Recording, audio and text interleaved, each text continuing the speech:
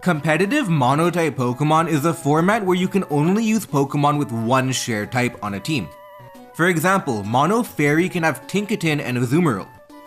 For the most part, Pokemon that are overpowered in standard play are overpowered in Monotype too.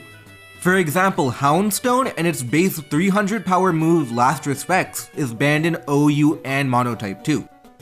But there are exceptions. For example, in Generation 8, Kartana was perfectly fine in OU but got banned in Monotype. We're gonna look at the Pokemon that are banned in OU but not Monotype, and vice versa. We're also gonna look at the Pokemon banned in Monotype but not OU. First, what are the Pokemon and abilities banned in both? They both share a pretty common ban list for items and abilities. They both banned luck-based items like Bright Powder, King's Rock, etc. They also both have Moody and Shadow Tag banned too.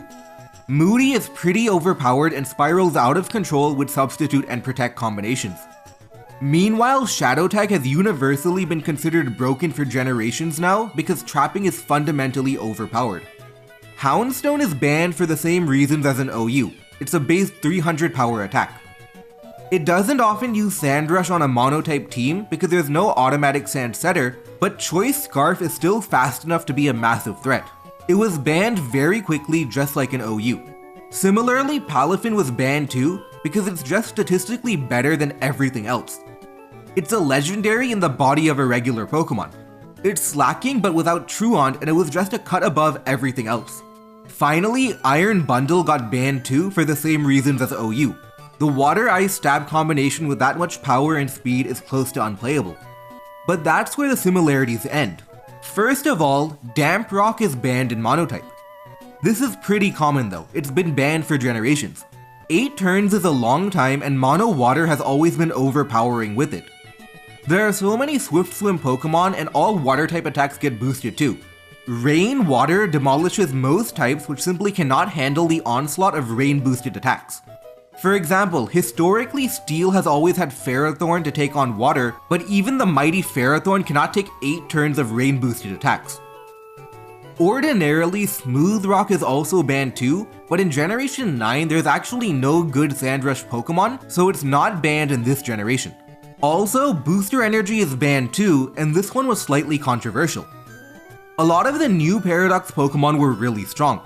Flutter Mane, Roaring Moon, Iron Valiant, you name it. You can't even remove these boosts with Haze, and Unaware doesn't stop it either.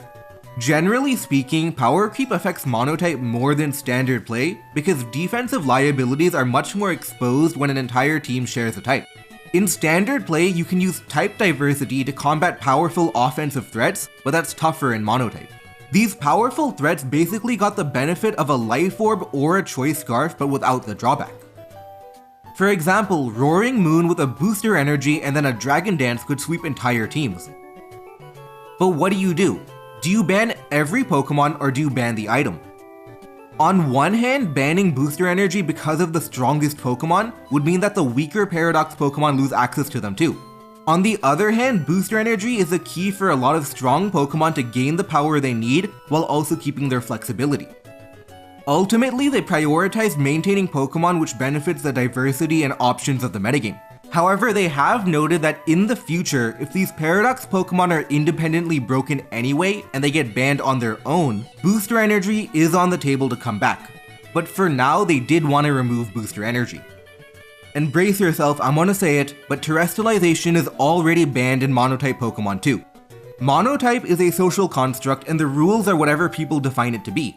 The idea of Monotype is that everything has the same type. So that means Terastalizations that allowed you to change your type in the first place were never allowed, even on release date. It would be against the concept of Monotype itself. This has been a little controversial before too.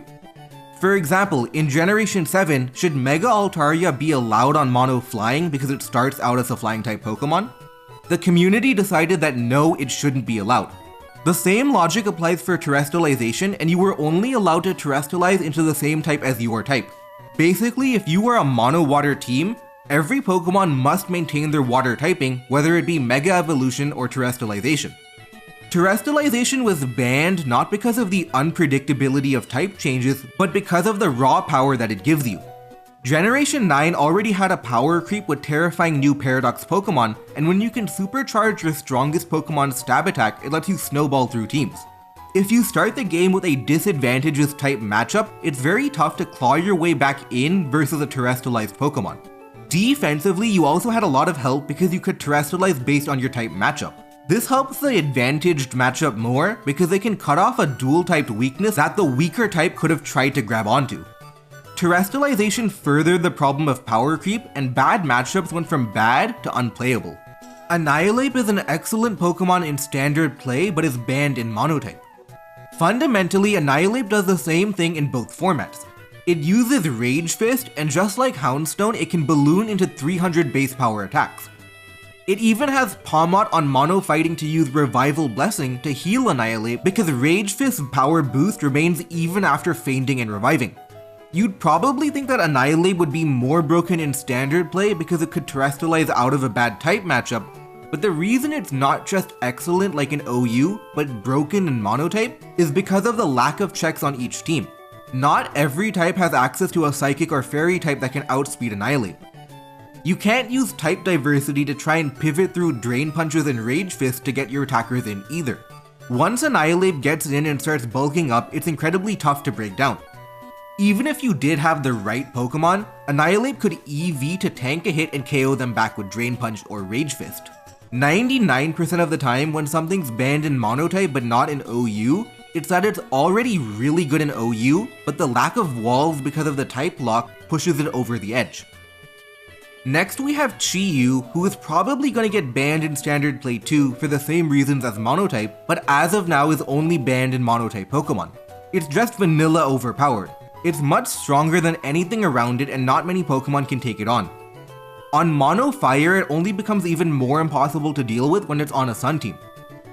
On Mono Dark, it takes advantage of Grimmsnarl using screens. With screens, it goes from impossible to switch into, but also impossible to take down. Uncommonly, it could even sweep teams with ideas like Nasty Plot and Flame Charge. There's not a lot more to say here besides Chi-Yu is strong. Fundamentally, it does the same thing in OU too, and there's not too much of a difference between its perception in OU and Monotype. Finally, we have Flutter Mane, who is the opposite. Flutter Mane is a Pokemon banned in OU, but not banned in Monotype. But to be honest, it is controversial in Monotype and may get banned in the future. First of all, it doesn't have booster energy like it did in OU, and it can't be used on Sun teams because of the whole Monotype thing. It's strong and fast, and Moonblast will definitely give types like Dragon and Fighting trouble, but it's not clear that it's overpowering. Without booster energy, it has to make trade-offs with its moveset, and it's not really warping the metagame. Choice Spec's Flutter Mane can be tough to switch into, but it can be outsped by Choice Scarf Pokemon. Without booster energy, it has a lot more trade-offs to make than in OU, and it's still one of the best Pokemon, it's just not banned yet. But that's about it. What Monotype video do you want to see next? Let me know down in the comments below.